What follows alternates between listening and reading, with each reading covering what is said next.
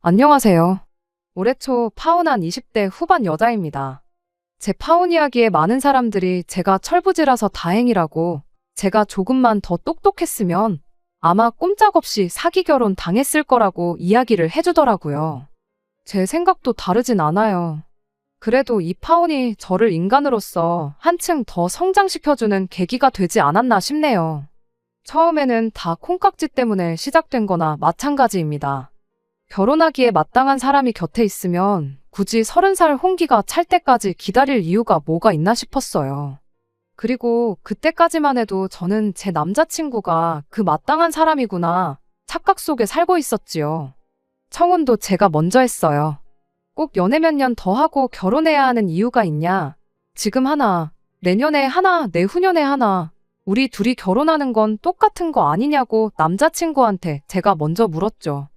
그 말을 했을 때만 해도 알겠다고 하루빨리 결혼해서 행복하게 살자던 남자친구였는데, 막상 그로부터 며칠이 지나 본격적인 결혼 이야기가 오가기 시작하니 남자친구가 별로 의욕도 없어 보이고, 결혼에 관한 이야기가 나오면 의도적으로 피하고 어려워하는 듯한 모습을 보여왔습니다.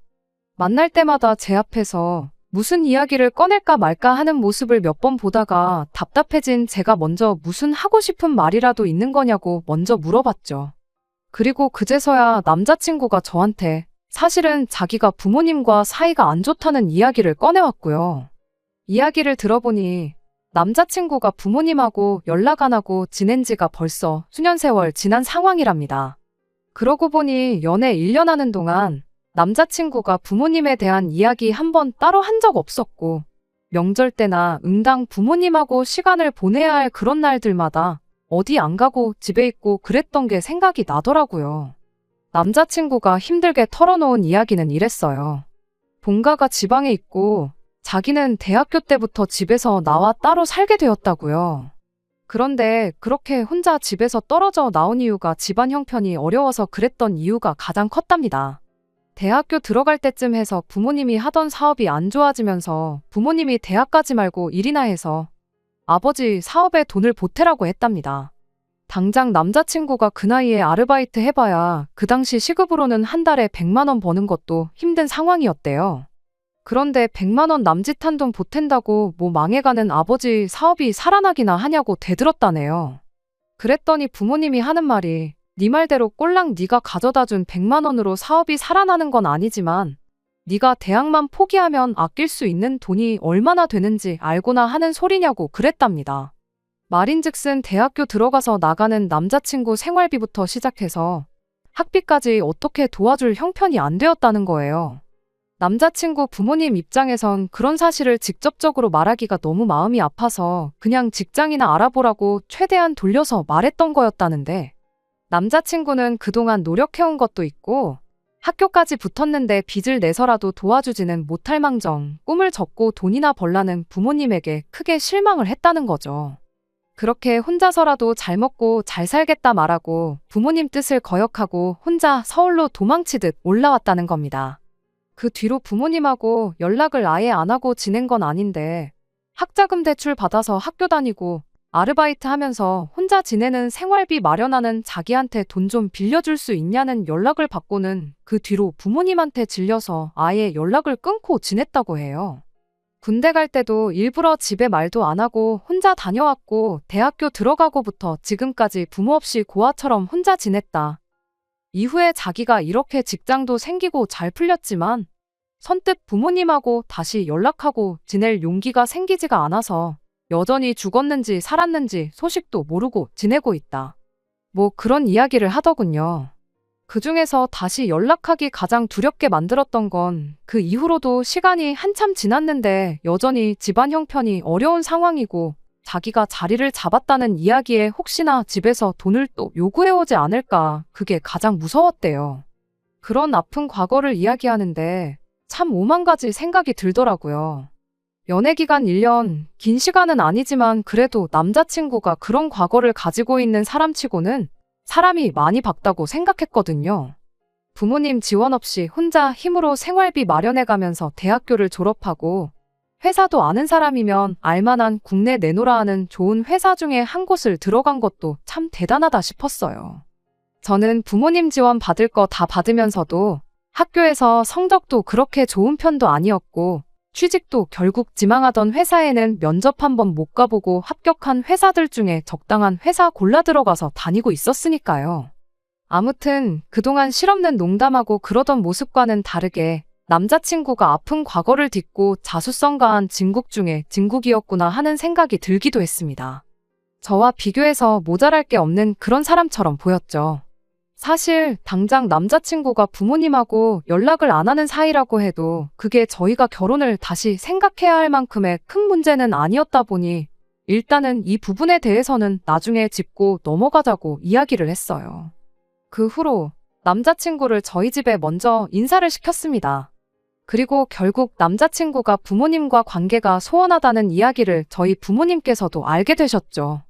그 전까지야 저랑 남자친구 둘이서 부모님 없이 결혼을 한 해 만에 혼주석 양쪽 다 비워놓고 피로연 형식으로 결혼식을 올리네 어쩌네 그런 뜬구름 잡는 이야기만 주거니 받거니 하고 있었거든요. 그런데 이젠 저희 부모님도 이 상황을 알게 되셨으니 저희 부모님의 의중도 중요하다는 생각이 들었죠. 아니나 다를까 저희 부모님께서 그래도 결혼이 일륜지 대사인데 부모님이 돌아가신 것도 아닌데 어떻게 결혼 소식을 모르게 하고 결혼을 할 수 있겠냐 하고 이야기를 꺼내오셨어요.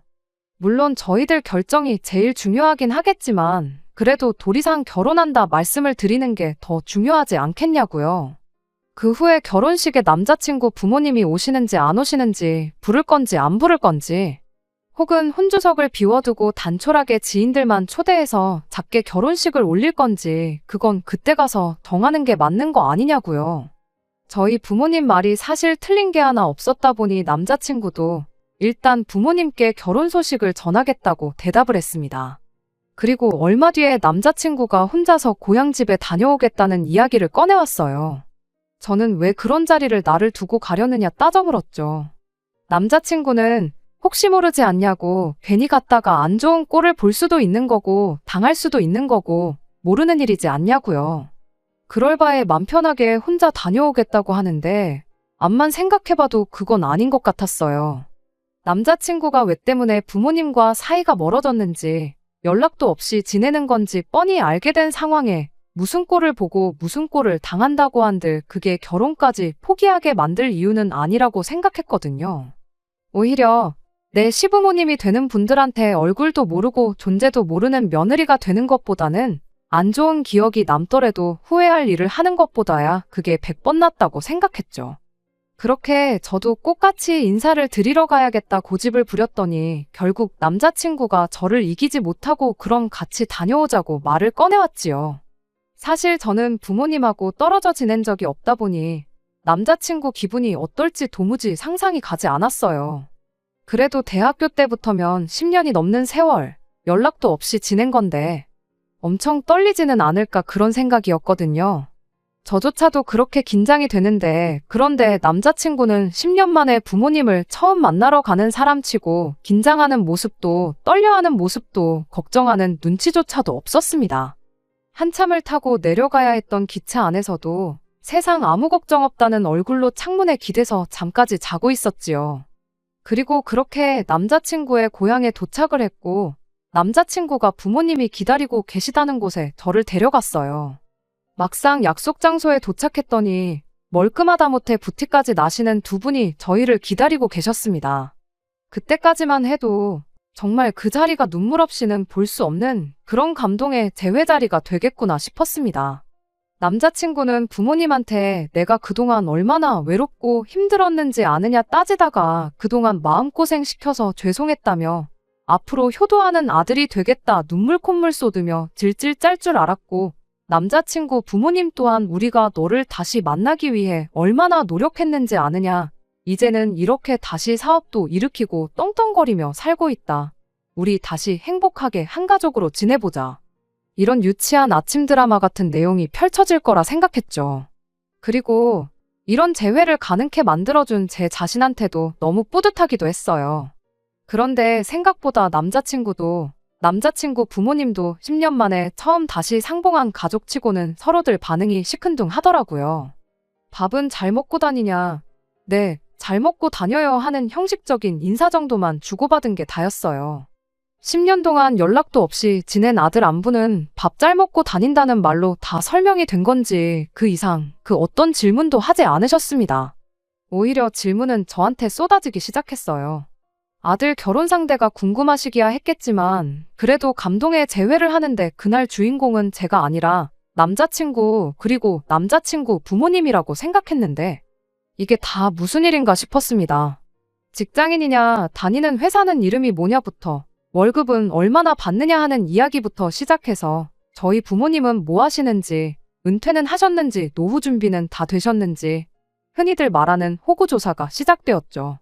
오히려 그쯤 되니까 부모님과의 감동적인 재회를 제가 괜히 따라오겠다고 고집부려서 망쳐놓은 건 아닌가 그런 생각이 들었죠. 남자친구 눈치까지 보이기 시작했고요. 그래서 두 분께 너는 언제고 다시 내려오면 되니 저 말고 아드님하고 이야기 나누시는 게 더 좋지 않겠냐고 한마디 꺼냈어요. 아직 결혼 날짜가 잡힌 것도 아니고 이런 이야기는 상견례 때 해도 되는 거 아니겠냐고 했는데도 불구하고 두 분은 계속해서 저한테 하고 싶던 질문들만 하기 시작했습니다. 그렇게 자리가 다 끝나고 나서도 뭔가 이상했죠. 보통 이런 경우에는 부모님이 자식을 기차역까지 배웅해주고 그래도 문내 아쉬워서 떠나가는 기차만 멍하니 바라보고 그럴 줄 알았는데 막상 자리가 끝나니 날 추우니 조심히 들어가라는 한마디 말만 하고 두 분은 기차역은커녕 약속 장소 입구까지도 저희를 배웅해주지 않고 그냥 갈 길을 가셨거든요. 돌아오는 기차 안에서도 남자친구가 기분 나빠하는 내색 하나 하지 않고 또 편한 자세 잡고 잘 준비부터 하더라고요. 그때는 남자친구 부모님이 원망스럽기까지 했죠. 해도 너무하신 거 아니냐고.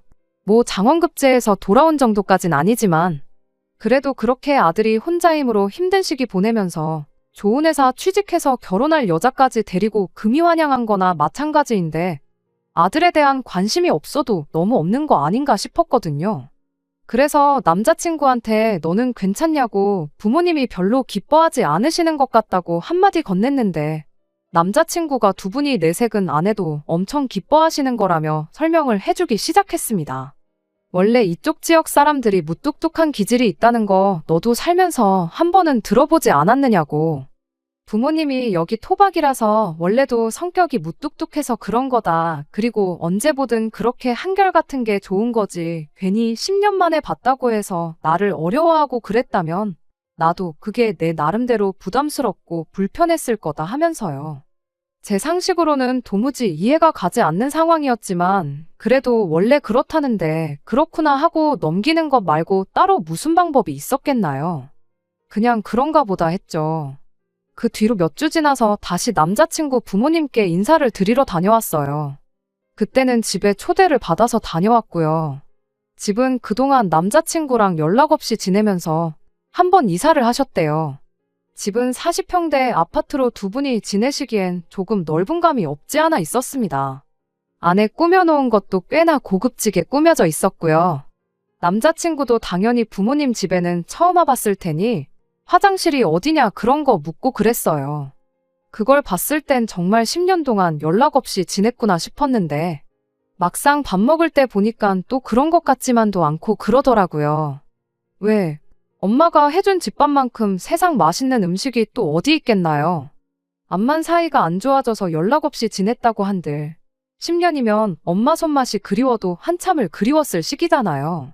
제 남동생만 해도 군대 갔다가 첫 휴가 나왔을 때 엄마가 해준 음식 먹고 싶어서 고생했다고 그렇게 유난을 떨면서 두 그릇, 세 그릇씩 먹고 그랬었었는데 아무리 기질이 무뚝뚝한 지역 사람들이라고 한들 어머님 음식 솜씨가 나쁜 것도 아니고 오히려 제 입맛에도 엄청 맛있다 싶을 정도로 좋았었는데 깨작거리면서 먹는 둥 마는 둥 하는 남자친구를 보니까 또 그런 부분은 참 이해가 안 가기도 하고 여러모로 혼란스러운 하루였습니다. 그런 와중에도 저희 결혼 준비는 나름 착착 진행되고 있었어요. 두 분이 멀리 살고 계시고 사업을 하고 있는 관계로 시간을 따로 내기가 어렵다 하여 상견례 날짜를 조율하는 데 있어서 조금 문제가 있었어요. 상견례를 안 했다고 결혼 준비를 미룰 이유는 없겠다 싶어서 저희는 저희 나름대로 열심히 결혼 준비를 하고 있던 상황이었고요. 식장이라든지 스드메 같은 것들은 따지고 보면 목돈이 들어가는 일이긴 했지만 결혼해서 살게 될 신혼집 구하는 거에 비하면 보잘것없는 비용이었어요. 그간 직장 생활하면서 제가 모아놓은 돈이 5천이었고 저희 부모님이 3억을 도와주시기로 이미 이야기가 되어 있는 상황이었고요. 남자친구가 모아놓은 돈은 3천만 원으로 월급에 비해 그렇게 많은 편은 아니었습니다. 아무래도 그동안 혼자 힘으로 쭉 살아왔고 학자금이며 이런 거 전부 대출받아서 했다 보니 당연히 당장은 모아놓은 돈이 부족할 수밖에 없다 싶었죠. 그런데 남자친구가 저희 집에서 3억을 도와주기로 했다는 이야기를 듣고는 일단 빌라나 오피스텔 전셋 같은 걸 알아보는 게 좋겠다는 이야기를 꺼내왔습니다. 저희들 모은 돈은 일단 결혼 비용과 신혼집에 마련할 살림살이 구하는 데 쓰고 대출은 최대한 없이 가는 게 유리하지 않겠냐면서요. 그래서 제가 남자친구한테 그게 무슨 말이냐 물어봤어요. 남자친구가 한다는 소리가 자기가 혼자 지내면서 학자금 갖고 그렇게 살아왔다 보니 대출 갚는 건 아주 이골이 났다고. 그러니까 형편 닿는 대로 신혼집을 대출 없이 구하고 결혼하고 나서 돈을 열심히 모으고 굴려서 그때 진짜 좋은 집으로 이사를 가자는 뜻이라며 설명을 하는 겁니다. 그렇게 나오니 솔직히 제가 돈 이야기를 하지 않을 수가 없었어요. 솔직히 남자친구 집이 과거에는 어려웠다지만 제 눈으로 직접 어느 정도 여유가 생긴 상황이란 걸 보고 왔었잖아요. 그래도 우리 집에서 3억이라는 큰 돈을 보태주기로 했는데 남자친구 집에서 3억까지는 아니라도 어느 정도 지원을 받는 게 공평하고 어떻게 보면 당연한 수순이라는 생각이 들었거든요. 그런데 남자친구가 단호하게 부모님께는 지원을 받을 생각이 없다며 거절을 하더라고요. 10년 만에 부모님과 다시 관계 회복을 한 건 좋은 일이긴 하지만 문제는 그 관계 회복을 한 계기가 우리 결혼 때문이지 않냐는 이야기를 하더라고요. 무슨 소리를 하는 건가 싶었는데 결혼한다고 10년 만에 다시 부모님한테 연락해서 갑자기 억소리 나는 큰 돈을 요구하면 자기 부모님이 우리를 뭘로 생각하겠냐는 겁니다. 말인즉슨 이 관계 회복의 이유가 다시 한 가족으로서 잘 지내고 싶어서 그런 게 아니고 돈 때문에 그런 거라 오해하실 수도 있는 거 아니겠냐는 거죠. 지난 10년 세월 자기가 얼마나 힘들게 지내왔는지 아냐면서 당장 먹을 게 없어서 돈 아낀다고 라면 한 봉 끓여서 한 끼는 면만 먹고 한 끼는 국물만 먹고 어쩔 때는 국물에 밥 말아 먹는 것도 아까워서 소면 한 봉지 사다가 남은 라면 국물로 재탕을 몇 번이나 해서 먹고 그랬답니다. 단돈 5만 원이 없어서 끼니도 거르고 했던 그런 절박한 상황에서도 부모님한테 당장 굶어 죽게 생겼으니 10,000 원이라도 보내달라 연락하고 싶은 거 참아가면서 살았다는 소리죠. 그런데 이렇게 결혼한다고 10년 만에 다시 연락해서는 얼굴 2번 보여주고 결혼자금 도와달라고 1억을 달라, 2억을 달라 이런 이야기 꺼내면 자기 부모님이 진심으로 잘 지내고 싶어서 다시 연락한 게 아니고 순전히 결혼할 때 돈 얼마 받아가려고 연락한 것이라 오해를 할 거라는 거예요. 자기야 자식이니까 얼굴에 철판 깔고 그럴 수 있겠지만 사이 안 좋은 거 뻔히 아는 상황에 집에 돈 받아오라고 시킨 저를 두 분이 안 좋게 보실 게 뻔하다는 거죠. 그러니까 부모님이 먼저 마음에 우러나와서 우리한테 경제적인 지원을 해주시겠다고 먼저 말을 꺼내기 전까진 우리가 직접적으로 먼저 요구를 해서는 안 된다는 겁니다. 모처럼 회복한 부모님과의 관계이니만큼 쓸모없는 오해를 사고 싶지 않다고. 특히나 자기 혼자만이면 상관없지만 이젠 저까지 껴있는 상황이니만큼 더더욱 부모님한테 우리가 돈에 환장해서 돈 때문에 다시 찾아온 것 같은 느낌을 주고 싶지 않다고요. 그러더니 여태껏 지난 10년간 부모님 도움 없이 전부 내 힘으로 다 해왔지 않느냐며 분명히 어느 순간엔 우리가 먼저 말을 하지 않아도 부모님이 먼저 저희한테 경제적인 지원을 해주실 것이라는 소리를 해왔어요. 두 분이 원래 사업이 어려워지기 전에 씀씀이가 좋은 분이셨다. 뭐 하나라도 더 해주고 싶어 하시는 분들이고 여유가 있으면 있는 대로 분명히 해주실 분들이니 당장 돈 얼마 지원 못 받는 걸 아쉽게 생각할 것 없다고. 그런 식으로 재차 이야기를 하더라고요. 그때는 느낌이 쎄했다기보다 그럴 수도 있겠다 생각했었죠. 아무래도 시기상 저는 얼굴 2번 내비친 게 전부고 남자친구 또한 저보다 전화 몇 통 더 드렸던 것밖에 없었으니까 말이죠. 상견례도 하지 않은 상황인데 난데없이 예비 처가에서 3억을 해준다는데 부모님은 얼마를 해주실 거냐부터 묻는다면 남자친구 말대로 돈 때문에 연락한 건가 충분히 오해할 수도 있겠다는 생각이었어요. 결과적으로는 그 말을 그대로 믿은 게 저한테는 오히려 득이 되었습니다. 사실 남자친구랑 특히 결혼 이야기 오고 가면서 남자친구의 몰랐던 과거를 알게 되면서 저 스스로 반성을 한 게 많았거든요. 남자친구는 부모님 도움도 없이 저렇게 모든 걸 다 이뤄냈는데 나는 자립심이라고는 눈꼽만치도 없구나. 당장 내가 내 인생에서 부모님을 빼면 나 스스로 뭘 할 수 있을까 하는 자기 반성이요. 말씀드린 대로 저는 부모님의 아낌없는 지원에도 불구하고 학교 성적도 별 볼 일 없었고 취직도 그냥 적당한 곳 한 게 전부였고 심지어 아직도 부모님 집에 살면서 생활비라고 한 푼 드리는 거 없이 편하게만 살고 있었거든요. 결혼도 그렇죠. 내 돈이 아니라 부모님 돈이니까 와닿지가 않는 거지. 3억이 보통 큰 돈은 아니잖아요. 제가 앞으로 3억을 모으려면 얼마나 걸리려나 생각해보면 언제인지 확신도 안 설 만큼 까마득한 액수인데 당장 부모님이 해주신다고 하니까 3억이 돈도 아닌 것 같고 당장 3억으로 서울에 무슨 집을 구하나 싶고 그랬으니 외로움을 버티며 자립심 있게 혼자 모든 걸 다 해결한 남자친구와 비교했을 때 제 자신이 얼마나 한심해 보였겠나요. 그래서 그때 한참 고민하다가 끝내 결심을 했죠. 일단 남자친구 말대로 당장 남자친구 집에 그 어떤 지원을 기대하지 않기로요. 그리고 내친 김에 저도 저희 부모님이 지원해 주시기로 했던 그 3억을 안 받기로 결심을 했죠. 네가 안 받아오니 나도 안 받는다 홧김에 그렇게 생각한 게 아니었어요. 말씀드린 대로 남자친구가 여태껏 혼자 힘으로 이뤄놓은 것에 비해 제 자신이 너무 보잘것없고 한심해 보였기에 저 또한 남자친구가 해온 대로 부모님 도움 없이 스스로의 힘으로 살다 보면 결혼도 하는 만큼 한층 어른스러운 사람이 되지 않겠나 하는 생각이었습니다. 그리고 그날 이후 남자친구를 만나 이런 제 생각을 전해줬어요. 남자친구 말대로 우리가 결혼하는 거지 부모님들이 결혼하는 것도 아닌데 우리 힘으로 한번 어디까지 할 수 있나 해보자고요. 그랬더니 남자친구가 벙찐 얼굴로 그래도 해주시기로 한 건데 그걸 포기하긴 좀 그렇진 않느냐고 대답하길래 그렇지 않다고.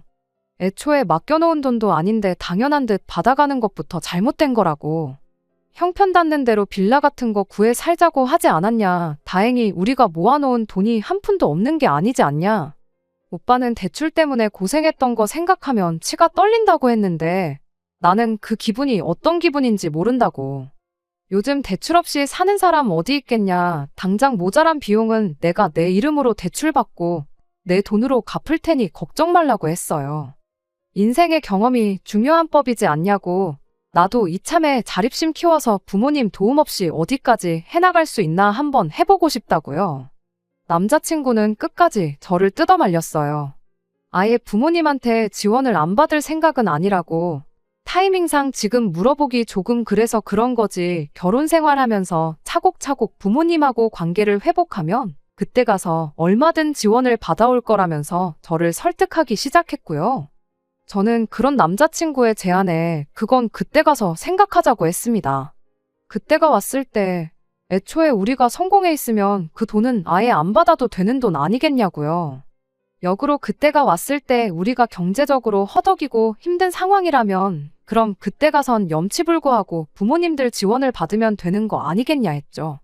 제가 모처럼 결심한 거 내 의지를 꺾을 생각 없다고 강하게 나갔더니 남자친구도 어쩔 수 없다는 듯 그럼 우리 힘으로 한번 열심히 살아보자고 그래도 집에 가서 한번 다시 생각은 해보라고 저한테 한마디 하고는 이야기를 끝냈습니다. 그리고 남자친구와 헤어지고 나서 집에 가서도 부모님께 결혼할 때 해주시기로 한 그 돈은 안 받겠다고 말씀드렸어요. 저희 부모님께서는 그 돈은 애초에 처음부터 저 해주려고 오래전부터 굴리던 돈이고 두 분 노후나 그런 거에 아무 상관없으니 부담 갖지 말고 받아가라 하셨어요. 아니면 그냥 안 받은 셈 치고 그 돈을 가지고만 있으라고도 하셨죠. 주머니에 돈이 있고 없고 차이가 엄청 크다면서 어떻게든 그 돈을 저한테 주시려고 했는데 그럼 차라리 나중을 위해 계속 그 돈을 굴려달라고 부탁드렸어요. 나중에 더 큰 돈이 돼서 돌아올 수도 있는 거고 내가 굴리는 것보다야 부모님이 굴려주시는 게 더 안전하지 않겠냐고. 그러니 그 돈은 제가 벌써 받은 거라 치고 다시 부모님한테 맡겨놓은 셈 치겠다고 했죠. 처음에는 부모님이 돈을 지원해 주신다 하니 저랑 남자친구가 모아놓은 돈으로 호텔 결혼식이며 유럽으로 신혼여행이며 그런 허세 가득한 계획을 생각하고 있었어요. 막상 그런 거 포기하게 되면 아쉬울 수도 있겠다 싶었는데 부모님한테 말씀드리고 실제로 그 돈을 포기하게 되니 아쉽기는커녕 속이 다 후련하더라고요. 진짜 부모님의 아무런 지원 없이 혼자 힘으로 헤쳐나가게 되었구나 걱정 반, 설렘 반으로 남자친구한테 전화를 했죠. 최종적으로 부모님한테 지원 안 받기로 이야기하고 왔다고요. 그런데 그때처럼 우리 힘으로 한번 잘 헤쳐나가 보자고 한마디 해줄 줄 알았던 남자친구가 굉장히 언짢은 말투로 네가 기어이 일을 그르친다면서 저보고 살면서 세상 힘든 일을 겪어본 적이 없으니 뭐가 똥이고 된장인지 구분도 못한다는 심한 말을 하더군요. 잘 생각했다, 대견하다, 뭐 그런 칭찬 듣고 싶어서 그런 건 아니지만 다짜고짜 똥된장 따지면서 정신 못 차렸다는 식으로 이야기하니 기분이 좋을 리가 없었죠. 그래서 남자친구한테 어차피 대출도 내가 받아서 내 돈으로 다 갚는다고 했고 나중에 오빠가 지원을 받아오게 되면 그때 가서 나도 똑같이 돈을 받아오기로 했는데 뭐 문제되는 거 있냐고 곧바로 따져 물었죠. 남자친구는 끝내 제 고집을 이기지 못했습니다. 아니, 져준 척 했던 걸 수도 있죠. 말은 제가 하자는 대로 하자고 따라줬지만 실제로는 결혼 준비하면서 제가 직접 계산기 두드려보고 하다 보면 부모님 지원 없이 결혼한다고 생각한 건 말도 안 되는 거다 하고 직접 느낄 줄 알았나 봐요. 우리 돈으로 자가를 구해서 살려면 대출을 얼마를 받아야 하고 얼마를 이자로 내야 하고 원금은 이만큼씩 나갈 거고 관리비랑 생활비는 대충 매달 얼마씩, 평생 그 집에서 살 것도 아니니까 저축으로 얼마씩, 그런 걸 미리 계산을 해와가지고 제 앞에 들이밀더라고요. 결과적으로는 제 월급으로 집 대출 관련된 거 내고 생활비까지 내고 나면 제 수중에 10만 원 정도 떨어지게 예산을 짜왔더라고요. 그러면서 너 좋아하는 옷도 못 사고 앞으로 못해도 20년은 계속 이렇게 돈이 스치듯 빠져나갈 텐데 괜찮냐고 하면서요. 그런데 여기에 저희 부모님이 해준다던 3억이 생기면 어떻게 되는 줄 아느냐 하면서 그때는 제 수중에 매달 200만 원씩은 더 여유가 생기는 거라고 하면서 어떻게든 부모님 돈을 받아오는 게 유리하다는 식으로 저를 현혹하기 시작했죠. 그래서 남자친구한테 꼭 아파트를 사서 시작해야 하는 거냐고 오빠가 먼저 형편 맞는 대로 빌라 같은 거 들어가 살자고 하지 않았냐. 그러니까 우리 예산에 맞는 적당한 빌라를 구하던지 아니면 10평도 안 되는 작은 원룸을 구하던지 하면 되는 거 아니냐고 바로 되물었죠. 그리고 맞벌이를 할 건데 왜 생활비며 적금이며 관리비며 전부 다 내 돈으로만 계산한 거냐고 오빠야말로 계산이 틀린 것 같으니 다시 계산해보라고 한마디 덧붙였습니다. 그런데 난데없이 남자친구가 내 돈은 계산을 안 하는 게 당연하다며 자기는 앞으로 월급 받아서 매달 200만 원씩 자기 부모님한테 붙일 생각이라는 말도 안 되는 소리를 꺼내오는 겁니다. 그게 무슨 소리냐고 했더니 10년 동안 자기가 부모님한테 불효했던 것도 있고 자기도 여러모로 계산해본 결과 200만 원이 딱 적당하다고 생각해서 드리는 거니 그 결정을 존중해줬으면 좋겠다고 다짜고짜 말을 잘라버리는 거예요. 어이가 없어서 대체 무슨 계산 방식으로 계산을 했길래 매달 200만 원씩 드린다는 말이 나오는 거냐고 그거나 알려달라고 했어요. 납득할 만한 계산이면 나도 더 말은 않겠다고 했는데 제가 철이 없는 거지 계산을 할 줄 모르는 건 아니었거든요. 그런데 남자친구는 사람을 우습게 봐도 너무 우습게 받는가 봅니다. 제가 부모님한테 받기로 했던 3억을 돌려드리지 않았냐고요. 말인즉슨 저희 부모님은 그 결정으로 인해 없던 3억이 생긴 거니 우리가 3억을 드린 거나 마찬가지가 되는 거랍니다. 제가 남자친구한테 부모님 지원 없이 10년 세월 지내온 거 본받겠다고 부모님 지원 없이 내 힘으로 살겠다고 했던 말처럼 남자친구는 제가 같은 시간 동안 부모님 곁에서 자식 노릇하면서 살아왔던 걸 똑같이 해야겠다는 거예요. 부모님한테 200씩 드리다가 그게 3억이 되면 그때 그만 드릴 테니 그렇게 알라고요. 제가 부모님한테 자식 노릇이라고 해봐야 부모님 재산 파먹으면서 지낸 거 말고 뭐가 있었겠냐 했더니 그냥 같이 있어주는 것만으로도 효도가 아니겠냐는 겁니다. 이미 지나간 세월, 그걸 어떻게 돌려놓을 수는 없고 대신 자기는 앞으로 10년간 효도를 하겠다는 거죠. 그리고 사는 거리가 떨어진 만큼 직접적인 효도는 할 수가 없으니 대신 그 효도를 돈으로 하겠다는 겁니다. 그건 또 무슨 말도 안 되는 계산 방법이냐고 물었더니 남자친구가 끝까지 물고 늘어지더군요. 간단한 거라고, 그냥 부모님한테 받기로 했던 3억을 다시 받아오면 모든 게 해결되는 거라고. 그럼 나도 부모님한테 200씩 드리기로 한 걸 취소하겠다고 끝까지 저희 부모님 돈에 집착을 하는 거예요. 대출은 내가 받아서 내가 갚겠다 했으니 말도 안 되는 가계부 미리 만들어 와서 떠들어대는 건 그렇다 쳐요. 하지만 제가 저희 집에서 주기로 했던 3억 안 받겠다고 한 걸 우리가 저희 부모님한테 3억을 드린 거랑 마찬가지라고 계산하고, 그것도 모자라 양가 공평하게 하겠다며 부모님한테 3억을 드릴 때까지 매달 200만 원씩 보낸다는 게 말이나 되는 소린가요? 사람을 우습게 봐도 정도가 있지 끝까지 들어줄 필요도 없겠다 싶었고, 남자친구한테 다시 생각 좀 해보겠다 말하고 그냥 집에 돌아왔습니다. 다시 생각해보겠다는 그 말이, 제 말은 이 결혼에 대해서 다시 생각해보겠다는 소리였는데, 남자친구는 그걸 제가 부모님한테 다시 3억을 받아올 건지 말 건지 다시 생각해보겠다는 뜻으로 이해했나 봐요. 그 돈만 있으면 자기도 더 억지를 안 부릴 테니 잘 생각해보라고 그렇게 말 한마디 던지고는 더 우기지 않고 저를 집에 그냥 보내줬으니까요. 그렇게 한 이틀 정도를 혼자 고민했어요. 이 결혼을 해야 하나 말아야 하나. 이미 답은 정해져 있던 거나 마찬가지인데 상견례만 안 했지 결혼 준비 거의 다 해놓고 파혼하겠다 부모님께 말을 꺼내기가 조금 그렇더라고요. 그러던 중 이게 다 남자친구가 그 3억을 어떻게든 소나귀에 넣으려고 개수작을 부리는 거라는 확신을 갖게 해주는 일이 있게 되었습니다. 그래도 결혼한다고 미리 찍어놓은 웨딩 사진을 제 톡 사진으로 해놓고 있었거든요. 그런데 저희 회사 거래처에 있는 직원분이 그 사진을 봤었나 봐요. 회사 일로 거래처분을 만나게 되는 일이 있었는데 그분이 저보고 혹시 결혼할 사람이 누구누구냐며 남자친구 이름을 대는 겁니다.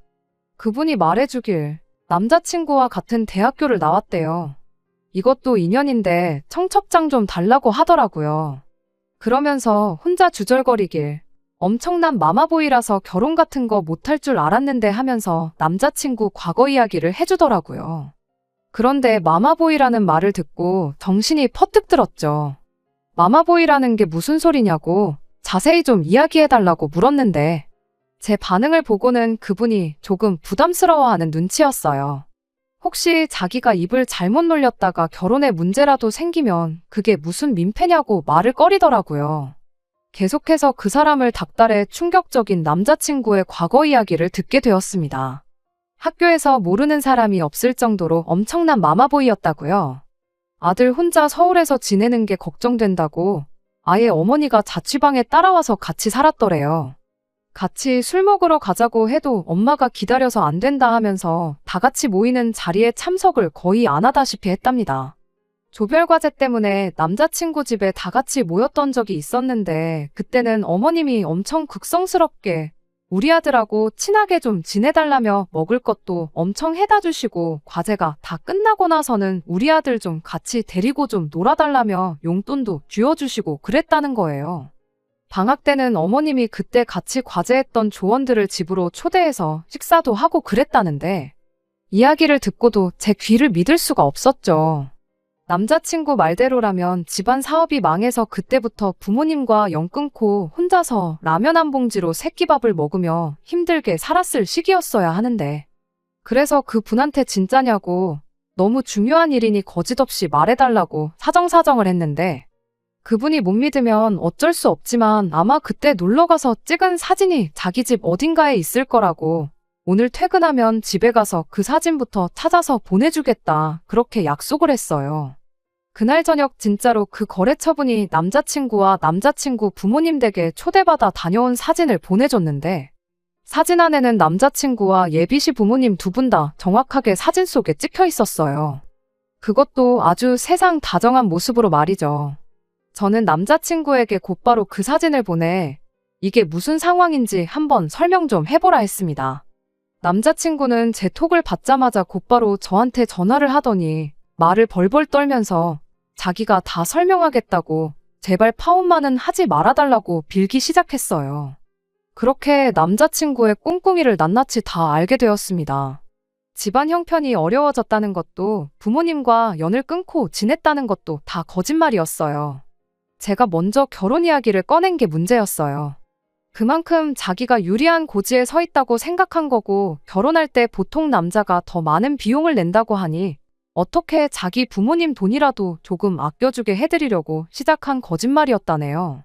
그런데 저희 집에서 큰 돈을 보태준다 하니 그 돈이면 더더욱 앞으로 부모님 손은 벌릴 일이 없겠다 싶었고 그 돈을 제가 부모님한테 돌려드림으로써 그럼 대신 자기 월급을 부모님한테 보내주는 식으로 자기한테 유리한 결혼을 하려고 했던 겁니다. 그 자립심 강하고 그저 어른스럽기만 했던 남자친구가 사실은 자기 부모님 돈 아껴주겠다고 저와 사기 결혼을 시도한 천하에 둘도 없는 인간 쓰레기였던 겁니다. 제발 파혼만큼은 하지 말아달라고 하는데 파혼이 문제겠냐고 사기죄로 고소해서 아주 콩밥을 먹여주겠다고 강하게 나왔어요. 남자친구는 더 이상 방법이 없다고 생각했는지 아주 뻔뻔하게 나오더라고요. 내가 너한테 거짓말을 했을지언정 너한테 그걸로 돈을 뜯어낸 게 있냐? 콩 한 쪽이라도 얻어먹은 적이 있냐면서 적반하장으로 자기를 사기로 고소하면 저를 무고죄로 맞고소를 하겠다는 소리를 하는 겁니다. 그때는 저도 흠칫하기는 했는데 약한 모습 보여주면 안 되겠다 싶어서 저도 어디 한번 해보자는 식으로 강하게 나갔어요. 정말 다행스럽게도 상황이 저한테 유리했습니다. 사기가 꼭 금전적인 피해를 입혀야만 사기가 아니더라고요. 사기 미수라는 게 있는데 사기를 치려던 정황 증거만 있어도 고소가 가능한 상황이었던 거예요. 물론 남자친구 말대로 정황 증거만 있었지 녹취라던가 상황을 완벽하게 입증할 만한 증거가 없었던 게 문제였던 거지요. 다행히 남자친구가 사기미수로 처벌을 받을 수도 있다는 소리만 듣고 잔뜩 겁을 먹어서 지방에 계신 부모님까지 모셔와 제 앞에 싹싹 빌었고 저도 대충 쿨하게 그동안 만나온 정 때문에 봐준다고 한마디 던져주고 그렇게 저희 결혼은 없던 일이 되었습니다. 작정하고 속이려 드는 사람을 간파할 방법은 없겠지만 제가 너무 서둘렀고 사람 보는 눈도 없었어요. 다른 사람들 말 맞다나 오히려 제가 철이 없던 게 천만 다행이었던 것 같습니다. 조금이라도 이속 챙기고 했으면 부모님 돈을 돌려드리겠다는 게 아니고 일단 그 돈으로 결혼부터 하고 몇 년 지나 남자친구 집에서 지원을 받아올 생각을 했을 수도 있으니까요. 이번 일을 겪으면서 저도 정신적으로 조금 성숙해진 것 같습니다. 다른 건 몰라도 이제 부모님께 걱정 덜 끼치고 제 앞가림 제가 스스로 해나가는 그런 사람이 되도록 노력하려고요. 끝까지 들어주셔서 감사합니다. 오늘의 사연은 여기까지입니다. 구독과 좋아요, 알람 설정 부탁드리고 더 좋은 사연으로 다시 찾아뵙겠습니다. 감사합니다.